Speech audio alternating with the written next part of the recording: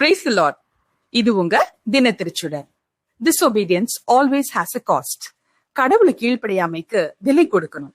YONO 1:3. YONO கர்த்தருடைய சந்நிதியில் இருந்து தப்பி செல்வதற்காக தர்ஷீஷுக்கு ஓடினான். யோனாவுக்கு கிளியரா இன்ஸ்ட்ரக்ஷன் வந்துச்சு. நீ நினைவேக்கு போ, என் வார்த்தையை சொல். ஆனா யோனா என்ன பண்ணினாரு தெரியுமா? கடவுளின் வார்த்தைக்கு கீழ்ப்படியாமல் அவர் ஆப்போசிட் டைரக்ஷன்ல ஓடினாரு. தர்ஷீஷுக்கு ஒரு ஷிப் பிடிச்சு கர்த்தருடைய பிரசன்ஸ அவாய்ட் பண்ண ட்ரை பண்ணினாரு. But you know what? Obedience avoid பண்ணினா புயலை அவாய்ட் பண்ண முடியாது. இன்ஃபேக்ட் எதிர்த்து புயல் தான் வரும். யோனா ஓடியதால அவ மட்டுமல்ல, பக்கத்துல இருக்கிறவங்களும் புயலினால பாதிப்பு வந்துச்சு. அதே மாதிரி நீங்க தேவனிடமிருந்து விலகி ஓடுறது புயலுக்குள்ள ஓடுற மாதிரி. அதனால உங்க குடும்பத்துக்கும் நண்பர்களுக்கும் தான் பிரச்சனை ஆக்குறீங்க. நீங்க கடவுளோட விருப்பத்துக்கு அவாய்ட் பண்ண முடியும், ஆனா அதன் கான்சிக்வன்ஸ அவாய்ட் பண்ண முடியாது. பயப்படாதீங்க, திரும்பி வாங்க.